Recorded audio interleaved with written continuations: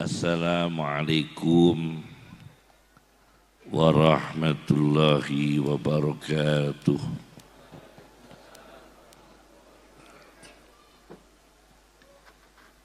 Bismillahirrahmanirrahim. Alhamdulillahi rabbil alamin. Wassalatu wassalam ala sayyidina Muhammadin asyrafil anbiya wal mursalin wa ala alihi wa ashabihi ajma'in, amma ba'd. Yang saya hormati para habaib, para sadah, para kiai, para ulama, khususnya Romo Kiai Haji Ihya Ulumuddin, para alumni, para hadirin, wali santri, peserta didik, seluruh yang hadir, semoga diberkahi Allah, diberikan panjang umur yang barokah. Operator, mohon maaf, operator sound system, bassnya dikecilkan. Bassnya dikecilkan, ekonya dikecilkan. Kembali pertama saja, seperti pertama. Operator, kembali seperti pertama, lebih jelas. Sudah dirubah? Sudah ya? Alhamdulillah. Semoga kita diberi umur oleh Allah bisa menjumpai Ramadan tahun depan,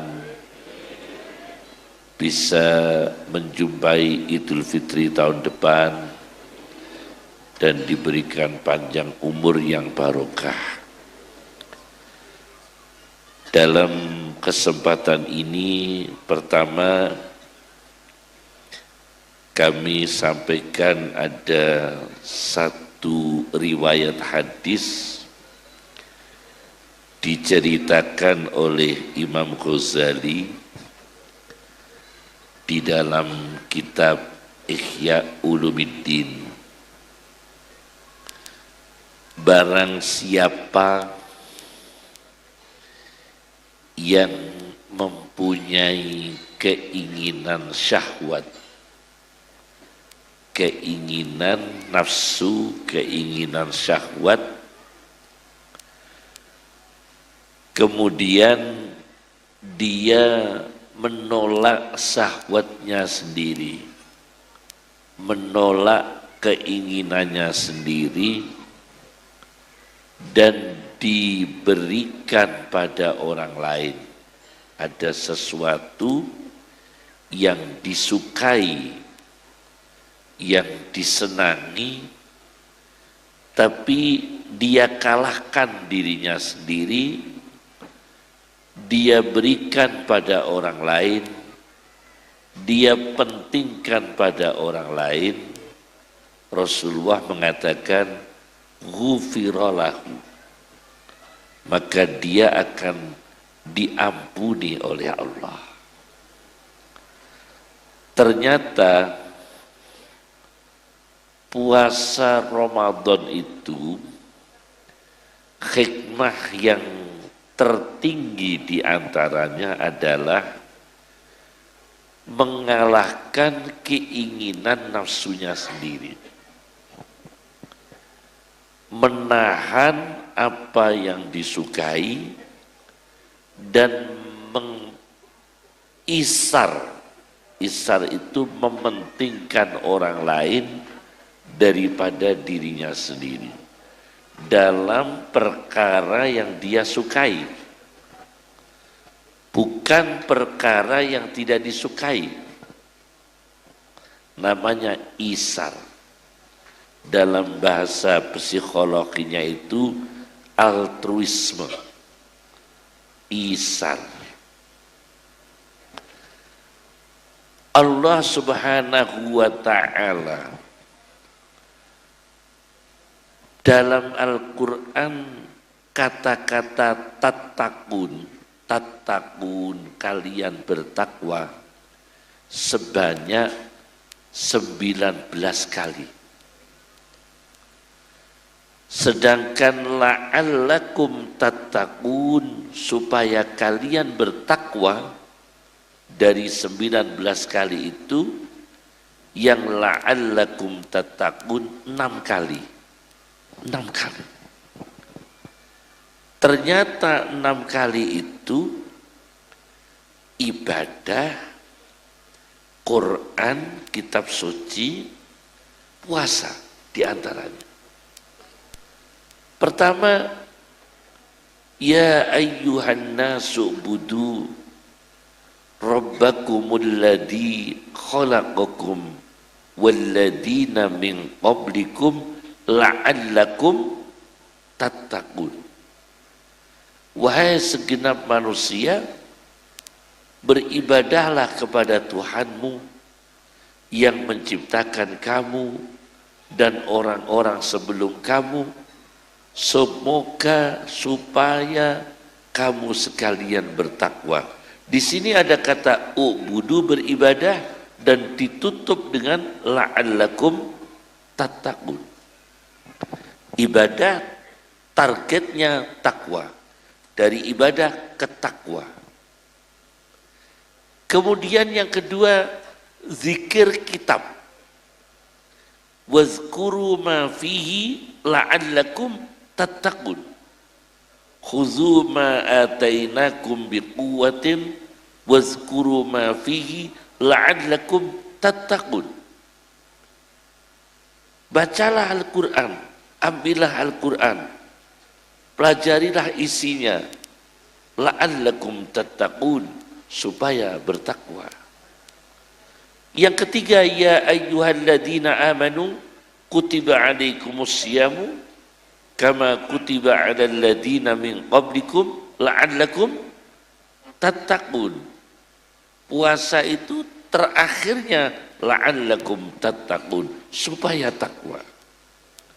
Jadi la'allakum tattaqun ini sampai 6 kali dalam Al-Quran, dari kata tattaqun 19 kali dalam Al-Quran. Maka takwa yang dihasilkan dari puasa adalah menahan syahwatnya sendiri dan mementingkan orang lain. Contoh, ketika wanita pada zaman Nabi Muhammad SAW diseru untuk bersedekah, spontan wanita pada zaman Nabi ketika diperintahkan sedekah, spontan gelangnya dilepas, anting-antingnya dilepas, spontan. Nah coba misalnya sekarang, supaya kalian bersedekah, bisa gak melepas HP-nya? Belum tentu bisa. Itu kalau zaman Rasulullah bisa. La'allakum tattaqun itu pada zaman Nabi itu mengalahkan apa yang disenangi.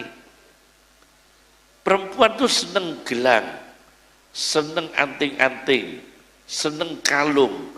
Pada zaman Nabi diseru untuk sedekah, refleks, dilepas anting-antingnya, dilepas kalungnya, dilepas gelangnya. Itu namanya la'allakum tattaqun, mengalahkan nafsunya sendiri. Dan itu hasil puasa tertinggi, termasuk hasil ibadah puasa yang tertinggi, menahan dirinya sendiri untuk orang lain. Maka lahirlah istilah isar, wa yu'siruna ala anfusihim walau kana bihim khasassah, yaitu mementingkan orang lain mengalahkan dirinya sendiri meskipun dirinya sendiri sangat membutuhkan. Maka ada pertanyaan, ketika bapak ibu bawa uang 100.000 dengan bawa uang 2.000, di pasar bertemu pengemis, yang dikasihkan yang berapa? Kok enggak yang 100? Ini ketemu pengemis ya. Ketika bapak ibu bawa uang 2.000 itu bisa ngasih pengemis. Tapi ketika membawa uang 100.000 malah nggak bisa ngasih pengemis. Nah ini belum isar, belum mengalahkan nafsunya sendiri. Mestinya tetap diberi. Saya pernah ketemu ke pengemis, nggak bawa uang kecil. Saya cerita, nyuwun sewu Pak, Bu, perempuan dengan saya, kula mboten betul duit receh, kula susui Pak. Akhirnya disusui. Saya kasih uang 50.000 disusui. Ternyata pengemis juga bawa susuk juga. Susuk juga. Ini mestinya kita kasihkan semua. Namanya isar, mengalahkan dirinya sendiri. Itu ibadah tertinggi yang tidak semua orang bisa. Ada lagi Imam Ghazali ini cerita, isar mementingkan orang lain dalam pangan. Pertama pangan. Diceritakan Imam Ghazali, dan ini terkenal dalam kisah-kisah pada zaman Nabi Muhammad SAW, ada kepala kambing. Kepala kambing itu diberikan pada seseorang. Biasanya kalau kepala kambing itu dibakar, digulai ya. Ini orang yang nerima kepala kambing mikir, kalau saya makan, saya punya kenalan miskin, jarang makan kambing. Udahlah, saya kasihkan ke sahabat saya. Diberikan pada sahabatnya, orang kedua. Sahabatnya dikasih kepala kambing itu, ingat sahabatnya lagi, dikasihkan orang ketiga.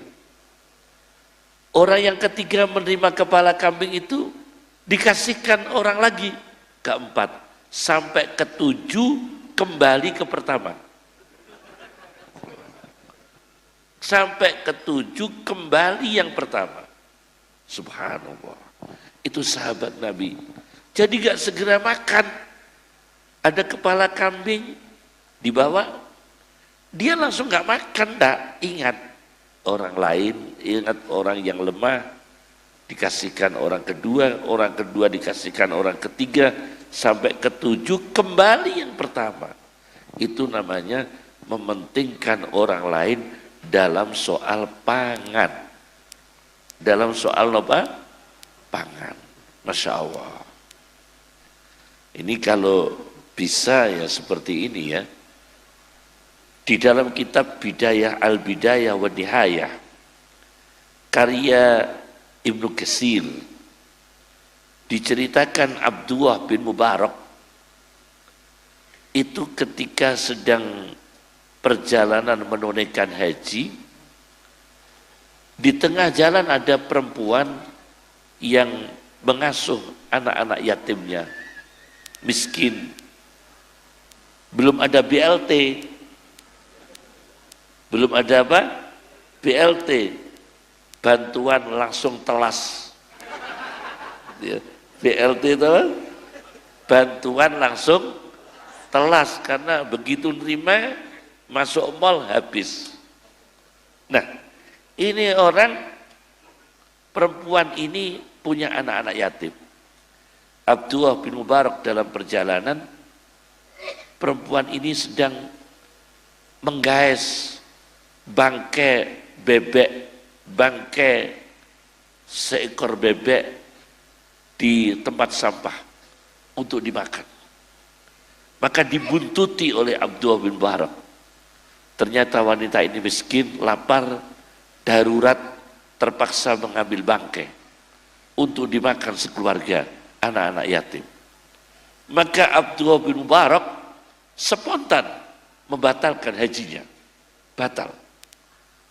Niat ibadah haji itu dibatalkan. Dibatalkan, uang sangunya itu diberikan pada perempuan itu. Supaya perempuan ini tidak sampai makan bangkai, tidak sampai menderita, uang itu diberikan pada perempuan itu dan beliau kembali pulang membatalkan perjalanan haji. Ini namanya isar dan itu berat. Berat. Sekarang saya tanya, jadi baju yang terakhir dipakai beliau diberikan pada pengemis dan akhirnya beliau pakai baju pinjaman sampai akhir meninggal dunia. Subhanallah. Itu altruisme, mementingkan orang lain dalam soal sandang, soal pakaian. 2. Kasus ketiga, altruisme dalam soal papan. Kan ada sandang, pangan, papan, ya. Altruisme dalam soal papan, rumah. Syu'bah. Ulama yang bernama Syu'bah itu kedatangan pengemis. Kedatangan pengemis tidak punya uang. Beliau tidak punya uang. Karena tidak punya uang, bingung, akhirnya beliau mencopot atap rumahnya. Kayu rumah itu di atap rumah itu ada kayunya dicopot. Diberikan pengemis. Karena tidak bisa memberi apa-apa, terpaksa atap rumahnya itu payon. Orang Jawa bilangnya payon. Atap rumahnya itu dicopot, diberikan pada pengemis. Luar biasa. Daripada tidak bisa memberi, diberikan pada pengemis. Itu namanya orang mengalahkan dirinya sendiri. 3 contoh ini ya. Maka dalam ilmu kesehatan jiwa disebutkan bahwa orang yang berjiwa sehat itu satu level yang sederhana adalah empati. Empati itu digambarkan oleh Rasulullah SAW, yaitu kamasalil jasadil wahid. Muslim sakit, kita ikut sakit. Saudara kita muslim menderita, kita ikut merasakan menderita. Tetangga muslim kita ini sedih, kita merasakan sedih. Tetangga muslim kita kekurangan, kita ikut merasakan kekurangan. Itu empati namanya. Tapi empati itu naik lagi sampai mengalahkan dirinya sendiri. Itu isar. Di atas empati itu isar. Nah ternyata ada isar yang keempat, yaitu memilihkan orang lain dalam kedudukan. Dalam kedudukan maupun pangkat dan kehormatan. Kadang-kadang ada ustadz karena tidak ditunjuk khutbah, marah-marah pindah masjid. Ada ustadz tidak disuruh khutbah terus marah pindah masjid. Ada lagi ustadz nggak dijadikan kepala madrasah, bikin madrasah. Ada seperti itu. Nah, ternyata isar yang tertinggi adalah mengalahkan dirinya dalam soal kedudukan. Siapa? Aisyah. Siti Aisyah. Masya Allah. Itu diceritakan oleh Habib Umar bin Hafid Al-Muammar yang masih hidup. Di dalam kitabnya Al-Ittisal Bima'anil Yaqin, karya Habib Umar Al-Muammar, masih hidup beliau di Yaman. Itu diceritakan Siti Aisyah ketika Abu Bakar wafat, dimakamkan di sebelah makam Rasulullah. masih ada tempat satu kosong. Siti Aisyah kan punya hak. Ini kamar saya sendiri, rumah saya sendiri. Kalau Ahmad Albar ragunya kan rumah kita. Ini Aisyah, rumah saya sendiri, kamar saya sendiri. Aku pengen dikubur di sini, kata Aisyah dalam hatinya. Besok kalau saya meninggal dunia, semoga saya dikubur di sini bersama Rasulullah, bersama ayah saya Abu Bakar. Ternyata Umar bin Khattab mendahului, minta izin pada Aisyah. Minta izin pada Aisyah karena yang punya kamar kan Aisyah. Umar minta izin supaya dikubur di kamarnya Aisyah bersama Rasulullah. Ya sudah, Aisyah, ya sudah, nggak ada tempat bagi saya ini. Akhirnya dikuburlah Umar di situ, 3 orang, Rasulullah, Abu Bakar, Umar bin Khattab. Ternyata masih ada tempat satu, masih ada satu tempat. Jadi masih satu tempat. Maka Aisyah berharap, alhamdulillah masih ada satu tempat kosong. Rasulullah dimakamkan di kamar saya, Abu Bakar dimakamkan di kamar saya, Umar bin Khattab dimakamkan di kamar saya. Untung ada tempat satu. Tapi Aisyah berpikir, kalau saya dikubur di sini, maka yang terhormat hanya saya. Istri-istri Nabi yang lain tidak dikenal lagi.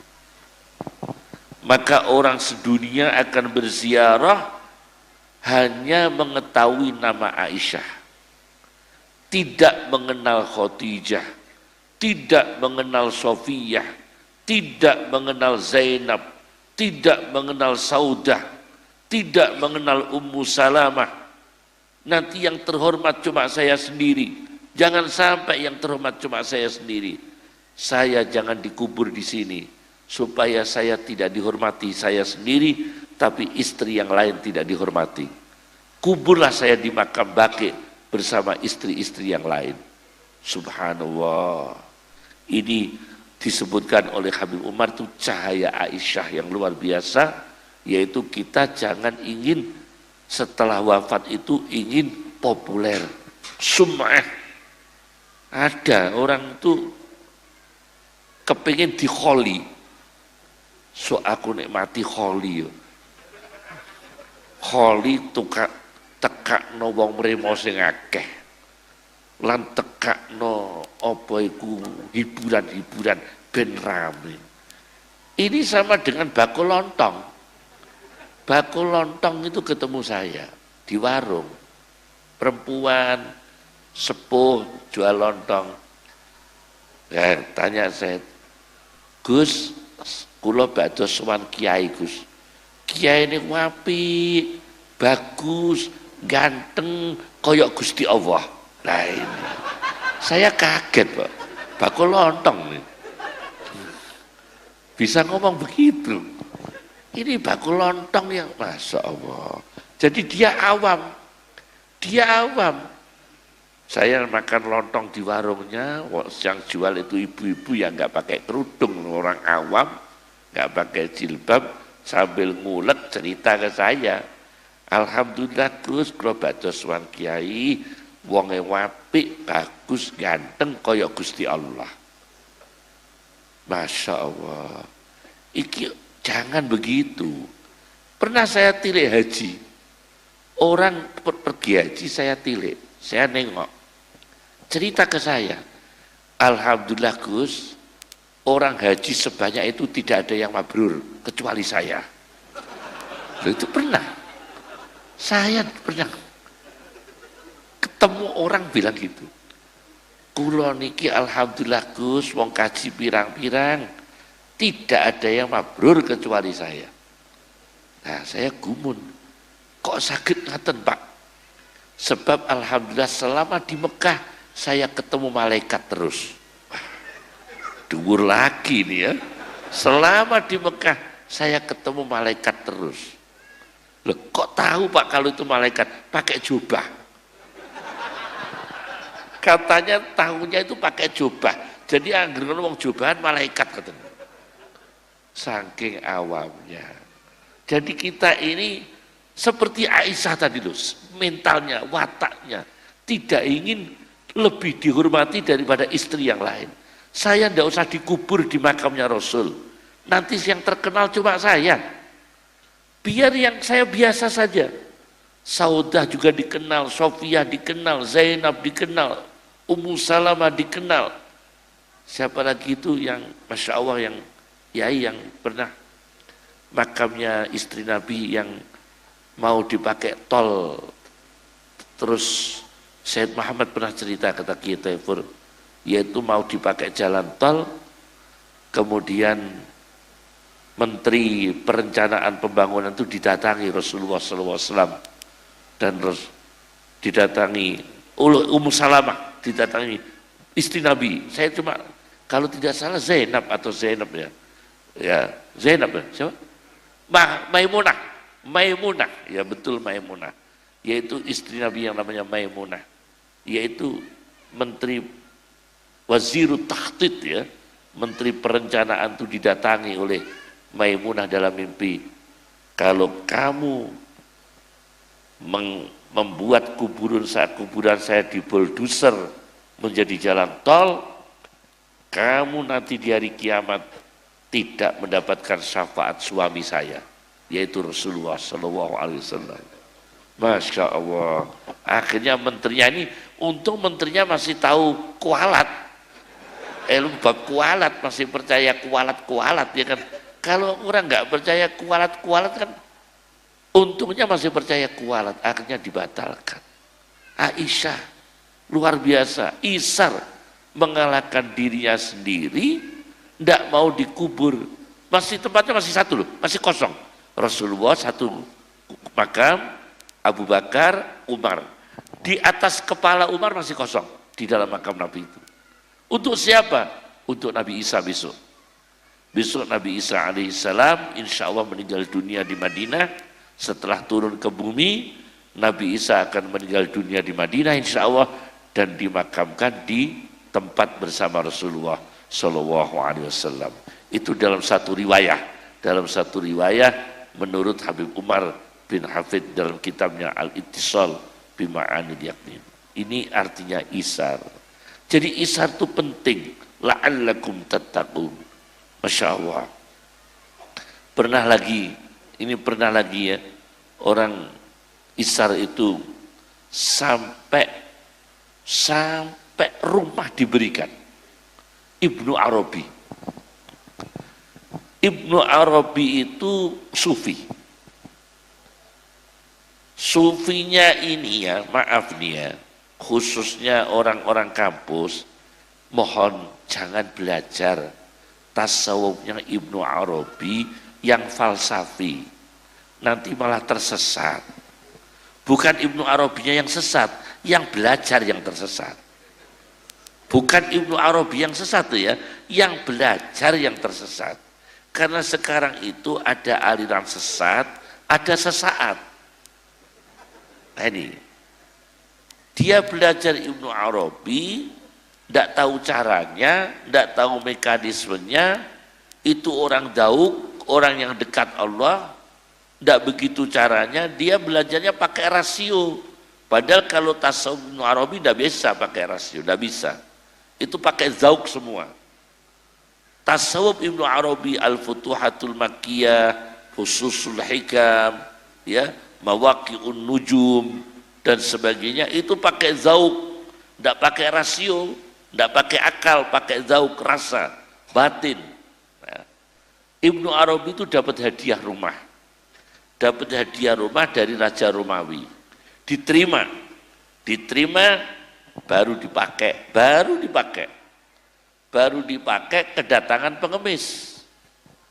Nyuwun paring-paring, Ibnu Arabi gak punya uang, gak punya pakaian yang diberikan, pengemis itu dikasih tahu, nyuwun sewu pengemis, jenengan nek purun griya niki, omah niki pek, rumah ini, Masya Allah, Akhirnya omahe dikekno pengemis, Pak.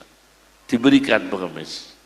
Itu namanya isar, memilihkan orang lain daripada dirinya sendiri. Inilah hikmah puasa.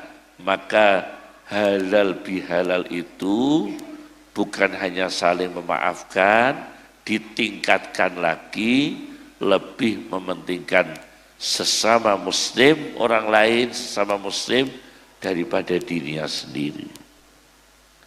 Nyuwun sewu, ada ulama yang amalannya itu unik. Jadi kan lakoni gini ya. Senengane amalane niki bayari utange wong liya. Saged mboten niki. Niki wonten ulama kathah niku, ulama-ulama ageng. Bayari utange wong liya tapi mboten kandha wonge. Dadi sing ngutangi diparani, iku fulan diutang sampeyan nggih. Nggih, wis tak bayar aku. Kowe nek kepethuk wonge muni lunas.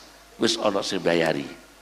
Engko melih moro-moro koneh tak bayarane lunas. Wonten ulama termasuk Sufyan bin Uyainah, Abu Les bin Sa'ad Al-Misri. Amalan-amalan itu khusus nyauri utange wong liya. Saged mboten? Mugi-mugi saged nggih. Mugi-mugi saged. Tandane nek iso nyauri utange wong liya panjenengan cukup kados dikire wau beras akeh duwe akeh nggih. Niku berarti mungkin saged nyauri utange wong liya. Tapi aja terus utange wong liya dibayari, utange dhewe gak tau bayar. Niki dados niki utange wong liya dibayari niki, masyaallah.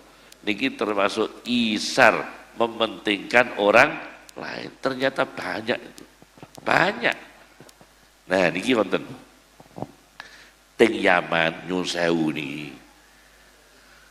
Kula niki termasuk nyuwun sewu mboten kersa rokok, terus terang mawon kula niki.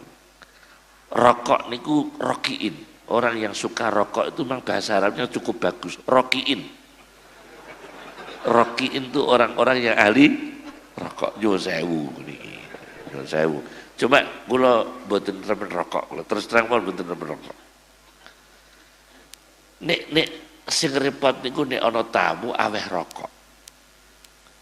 Aweh rokok niku kadang-kadang ku yo piye ora ditampa piye. Keyakinan kami ndak baik kasih rokok.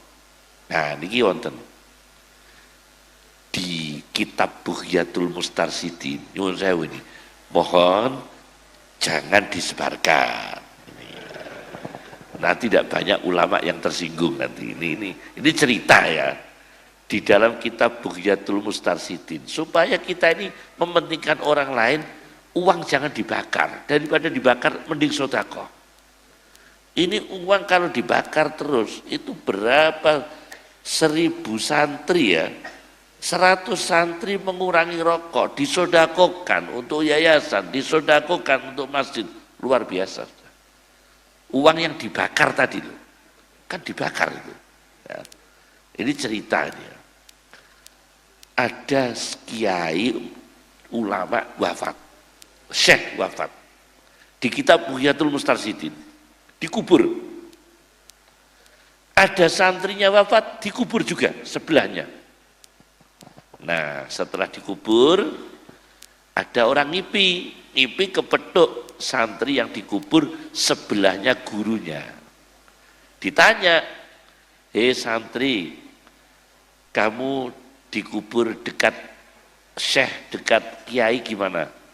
Alhamdulillah, saya kuburannya dekat kiai saya. Sayangnya cuma satu, kuburannya kiai saya itu masih keluar keluknya. Masih keluar keluknya asap, dan asapnya ini masuk ke kuburan saya. Nah ini masalah ini ya. Ini masalah ini ya. Jadi kuburannya guru saya itu ada asapnya. Husnul khotimah, tetap husnul khotimah, cuma ada asapnya. Ada asapnya, ganggu ke saya, masuk ke kuburan saya, kan sebelah. Karena kiai saya dulu perokok. Loh itu. Ini ada di dalam kitab Buhyatul Mustarsyidin. Ini saya cerita apa adanya ini ya. Cerita apa? Apa adanya. Maka hati-hati, meskipun husnul khotimah, jangan-jangan di dalam kuburnya masih ada asapnya. Ini kan eman-eman ya. Eman-eman, mending untuk apa? Untuk sodako, mending untuk diberikan orang fakir miskin. Kan mahal Pak. Satu bungkus 100.000, 20.000, 50.000 sehari. Itu paling tidak mengurangi. Mengurangi kan masih separuh disedekahkan. Untuk pendidikan, untuk umat Islam kan bisa. Itu berapa itu? Masya Allah berapa itu? Ada lagi orang Yaman. Ini orang Yaman cerita ini ya. Orang Yaman tuh kaya raya. Dia memang anti rokok. Tapi ekstrim dia. Kalau ada kebun bako, dibeli. Dibeli semua, terus dibakar.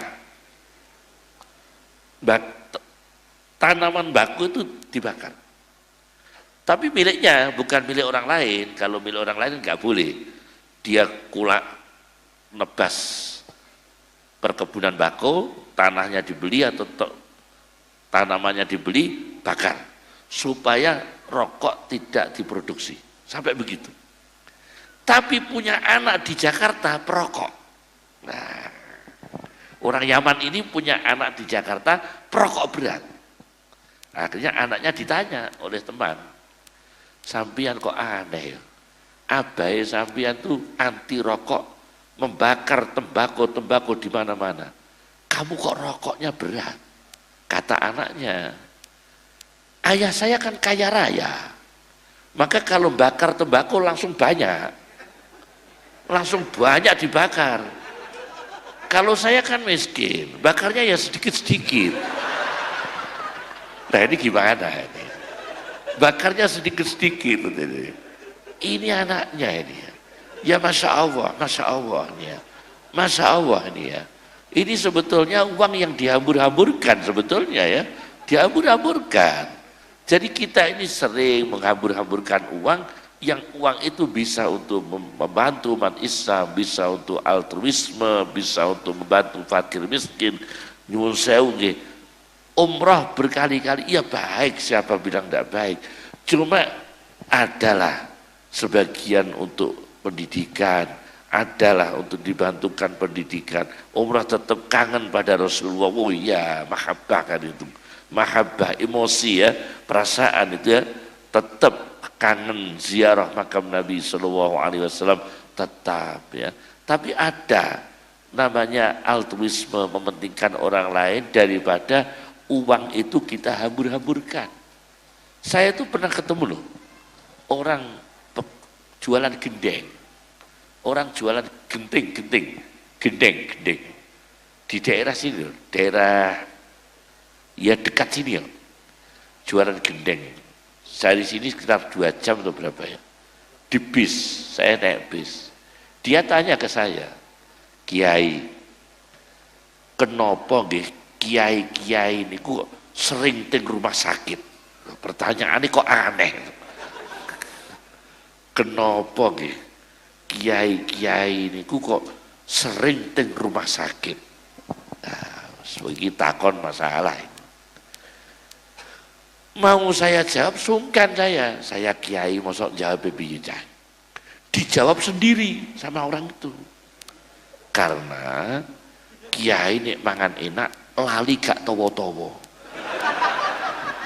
Lah iki karena gak isar katanya. Gak towo-towo karena kita makan enak gak pernah nawari orang, jadi penyakit katanya. Kata dia loh itu, bukan kata saya loh ya. Kata dia itu. Ini kata dia. Ini kan tetap saya sampai rumah tak ongan. Iya nek mangan gak towo-towo iku marakno penyakit apa piye. Nek mangan gak towo-towo itu marakno apa? Penyakit. Ternyata Nabi Ibrahim Masya Allah disebutkan dalam riwayat-riwayat Nabi Ibrahim itu tidak mau makan sebelum mencari orang lain diajak makan, sampai berjalan bermil-mil. Berjalan Nabi Ibrahim bermil-mil mencari orang yang diajak makan. Subhanallah, ini orang dulu isar mementingkan orang lain daripada dirinya sendiri. Ada lagi yang terakhir, ini yang terakhir, pidato jangan lama-lama, makruh. Kamu tuh makruh ya. Ini isar yang terakhir. Ayah saya punya pengalaman sama Said Alawi. Said Alawi, abahnya Said Muhammad. Abahnya Said Muhammad itu Said Alawi bin Abbas Al-Maliki. Ayah saya ikut ngaji Sahih Bukhari tahun 52. Sebelum ayah saya, Mbah Ali Maksum Krapyak, itu juga murid lama Said Alawi. Mbah Ali Maksum cerita ke ayah saya ngaji ke Said Alawi Al-Maliki. Nah, pas Said Alawi Al-Maliki, ayahnya Said Muhammad Al-Maliki, rawuh ke Madinah. Rawuh di Madinah, di Raudhah. Orang rebutan, salaman, hormat semua. Ulama-ulama, jamaah, orang berziarah, hormat semua. Dan banyak ulama yang mendampingi. Dan beliau yang paling dihormati di antara yang hadir. Nah, begitu beliau di Raudhah, beliau di barisan depan, belakangnya barisan, belakangnya ayah saya. Biasanya sisa minuman ulama itu kan diberikan ke orang lain, supaya orang lain dapat barokah. Ini jangan dipraktekkan. Ini yang praktekkan yang kira-kira pantas. Iki sisa kombe pantas. Dan sampeyan kula kan sisa kombe, wah gak pantas. Ini yang pantas kan ulama yang memang berkah ya. Dan Said Alawi setelah minum air, orang menunggu dikasih sisa air minumnya Said Alawi. Mestinya sisa itu diberikan ke sebelah kanan, aturannya sebelah kanan. Tapi Said Alawi gak sebelah kanan, kiri ndak, kanan ndak. Beliau menoleh ke belakang, belakangnya persis juga enggak. Beliau ke belakangnya lagi dikasihkan ayah saya. Dikasihkan ayah saya, ndak tahu itu rahasia apa itu. Sisa air minumnya Said Alawi diberikan ayah saya, padahal itu di belakangnya gang satu baris. Ayah saya minum dengan doa, saya masih ingat doanya itu. Bismillahirrahmanirrahim, bada'tul ilma. Bada'tul ilma, aku memulai ilmu, berkahnya Said Alawi. Setelah itu ayah saya futuh, dibukakan Allah berbagai ilmu, berkah barokahnya Said Alawi Al-Maliki. Ini orang isar. Artinya memilihkan tidak untuk sebelah kanannya, kan aneh ini. Karena aturannya ke sebelah kanan atau yang lebih sepuh, Al-Akbar. Tapi itu diberikan di belakangnya gang satu baris. Itu pernah dialami oleh ayah saya dari Said Alawi bin Abbas Al-Maliki. Itu segenerasi Syekh Umar Hamdan, Syekh Ali Al-Maliki, dan sebagainya. Itu banyak ulama-ulama mengaji di sana. Masya Allah, beliau sangat luar biasa. Karena apa ya? Karena ilmu yang sangat mencukupi dan keikhlasan yang sangat tinggi, maka setiap ma kharaja minhu min qaulin au fi'lin, perilaku au nafasin, ucapan, nafas, pasti baik. Karena apa? Ada ruh ilmunya. Terakhir dari ceramah kami, terakhir. Jangan lama-lama, makruh. Ini cerita orang altruisme, mementingkan orang lain tapi ini mementingkan jamaah. Diceritakan dalam kitab Husnul Uswah. Husnul Uswah. Ada mudin. Mudin itu kalau di sini apa mudin? Mudin itu orang yang memandikan mayit. Mudin.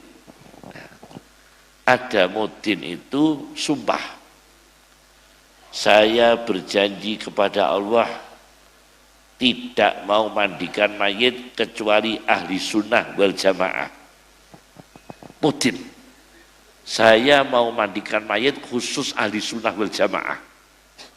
Sehingga ahli sunnah gak tak dusi. Mudinnya bilang gitu.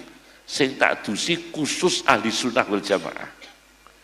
Beliau hidup di Iran, di daerah Dailam. Nah, suatu ketika beliau diketok pintu, Mbah Mudin, niki wonten tiang pecah. Dalamnya pundi? Dailam. Dailam itu pusatnya orang bukan ahli sunnah. Mudinnya bingung, Pak. Kula mboten purun, Pak. Kula niki khusus mudin ahli sunnah. Khusus mudin aswaja. Sing kula dusi khusus mayit ahli sunnah. Kalau mayitnya enggak ahli sunnah saya enggak mau. Akhirnya beliau dipaksa. Terus beliau datang ke sana. Begitu ketemu mayitnya sudah tergeletak mayitnya. Beliau enggak mau memandikan. Berpaling mau pulang. Begitu mau pulang, mayitnya bangun. Mayitnya ini bangun. Bangun sambil ngomong mayitnya. Mbah Mudin, saya ahli sunnah. Ini terjadi di Dailam itu. Hanya terjadi di Dailam. Mbah Mudin, saya ini ahli sunnah. Betul aswaja saya ini. Meskipun belum ada NU, belum ada NU ini. Waktu itu belum ada NU. Tapi saya ini ahli sunnah, aswaja saya ini. Akhirnya ya udah, ahli sunnah betul. Iya, nek ono tak adusi, terus mati nih. Langsung mati kembali. Itu terjadi, Masya Allah. Ternyata ada orang yang memang milih-milih ada dalam masalah akidah ya. Dalam masalah akidah memang ada.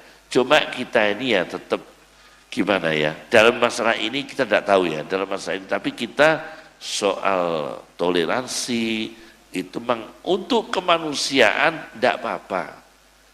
Muslim nolong non-muslim, non-muslim nolong muslim dalam kemanusiaan. Asal jangan mencederai akidah. Tapi kalau untuk toleransi ibadah, untuk sama-sama beribadah, udah bisa Pak. Tidak bisa artinya ibadah bersama-sama, itu nanti sinkritisme, bisa sinkritisme. Bisa apa itu wahdatul adyan dan sebagainya. Oh itu nanti rancu ya. Kalau saling menghormati tetap tidak boleh teroris, tidak boleh radikal, tidak boleh ekstrim, itu iya betul. Tapi nggak terus seorang muslim ikut pakai salib, ya tidak boleh. Tidak boleh muslim terus pakai salib, mementingkan orang lain daripada dirinya sendiri, terus muslimnya pakai kalungan salib.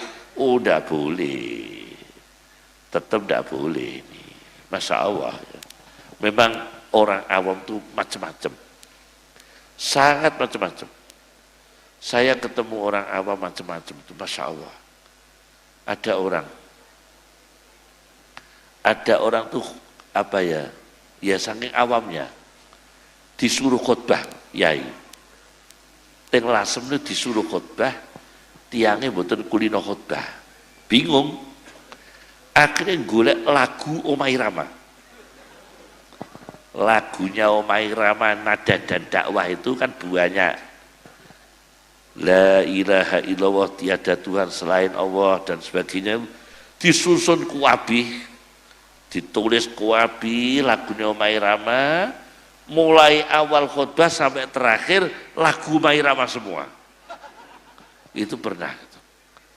Dan ini ya saking awamnya, saking apa? Awamnya.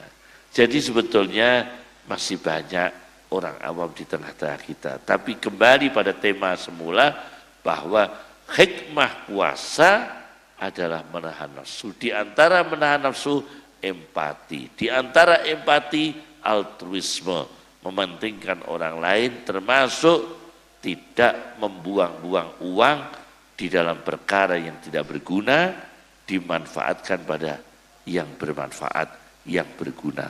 Contoh ini ya, Nyuwun sewu, ulama-ulama dulu, Masya Allah, ulama dulu itu. Memang ada ulama yang ngaji bayar itu ada. Imam Mubarid itu punya santri Az-Zajjaj, yang punya tafsir Ma'anil Quran di Zajjaj. Al-Mubarid punya kitab Al-Kamil lil Mubarid. Jangan Mubarad ya, Mubarid. Al-Kamil lil Mubarid. Itu punya murid Az-Zajjaj.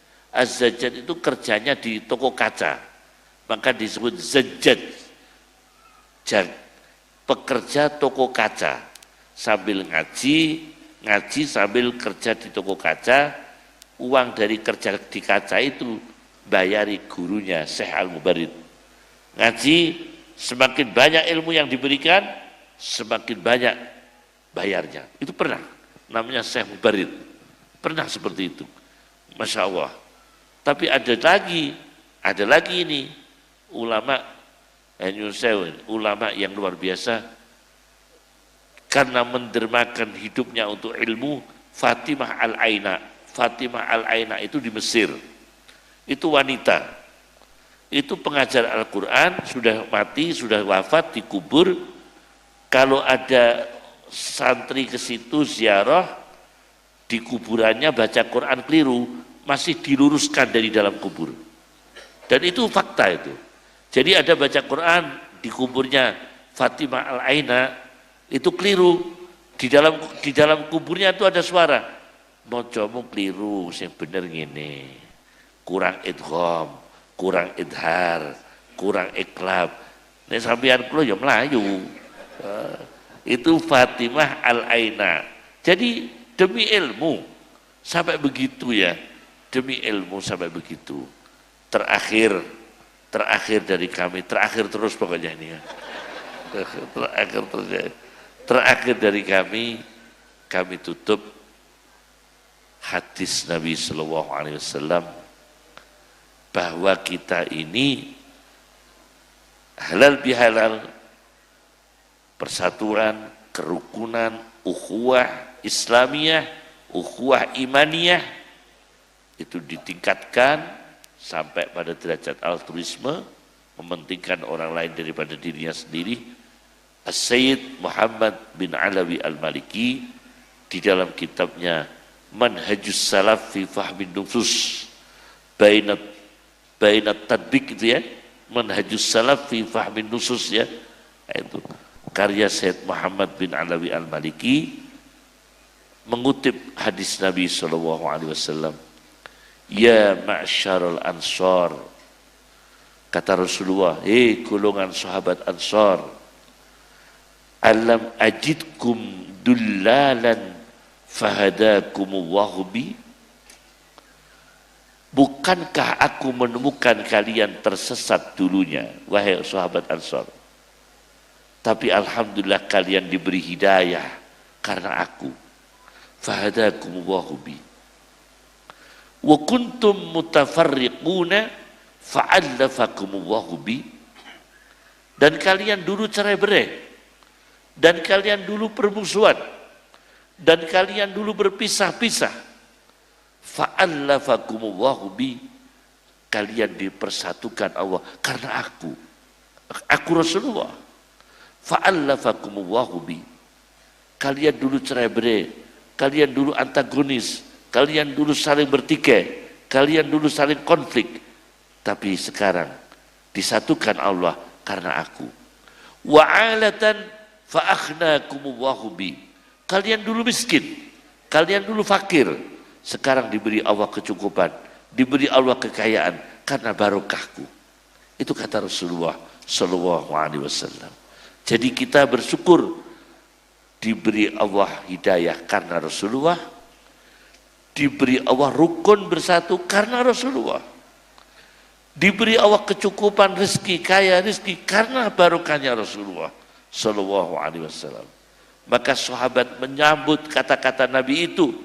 Maka para sahabat Ansar menyambut sabda Nabi itu dengan ungkapan Allahu wa Rasuluhu amannu, Allahu wa Rasuluhu amannu. Allah dan Rasulnya sangat dermawan, sangat membawa anugerah. Allahu wa Rasuluhu amannu. Inilah yang bisa saya sampaikan. Semoga barokah dan semoga bermanfaat. Para ustadz, para kiai semua diberi kesehatan. Doakan semua kiai, semua bunyai. Kita bersyukur di Indonesia ini masih banyak orang seneng ngaji. Banyak orang seneng ngaji itu tidak kayak di Indonesia. Seneng. Bahkan saya itu pernah pengajian di satu tempat. Orangnya punya mobil. Biasanya mobil itu kan ditulisi sholawat. Allahumma sholli ala Muhammad. Lah niku mboten Kiai Ihya. Ustaz Ihya niki wonten mobil mboten ditulisi sholawat. Marortu bi Zaidin. Terus wonten tiyang sugih gadah mobil dikinten marortu bi Zaidin niku donga. Mobilnya ditulisi marortu bi Zaidin. Mboten Allahumma sholli ala Muhammad, mboten malah mobilnya ditulisi marortu bi Zaidin. Saya pernah pergi di Semarang, WC ditulisi Umar bin Khattab, Umar bin Khattab, Umar bin Khattab, WC. Oh, aku yo kaget, WC kok ditulisi apa? Umar bin Khattab, Umar bin Khattab. Ternyata dia keyakinan Umar bin Khattab itu ditakuti setan. Dan WC itu gon setan, maka WC-nya ditulisi Umar bin Khattab, Umar bin Khattab. Waduh lah ini caranya, ya apa ini? Ini aneh ya. Dan saya melihat langsung di Semarang, kok WC kok Umar bin Khattab, jeding Umar bin Khattab. Saya ruang tamu gak Umar bin Khattab, dikira ruang tamu gak ada setan itu. Gitu. Saya ditulis ini aku nabung WC, jeding Umar bin Khattab, Umar bin Khattab. Ternyata punya anggapan, kalau memang iya Umar bin Khattab kan sahabat yang ditakuti setan. Lah WC itu tempatnya setan. Jadi dikai Umar bin Khattab. Nek ngono mosok terus tempat diskotik dikai Umar bin Khattab, Umar bin Khattab. Jadi masalah nanti ya, jadi masalah nanti ya. Cukup sekian, semoga barokah manfaat, diberi kesehatan semua, panjang umur semua. Allahumma barik lana fi ma a'tait, Allahumma aqdina bil ilmi, wassajinna bil hilmi, wa akrimna bit taqwa, wa jammilna bil afiyah.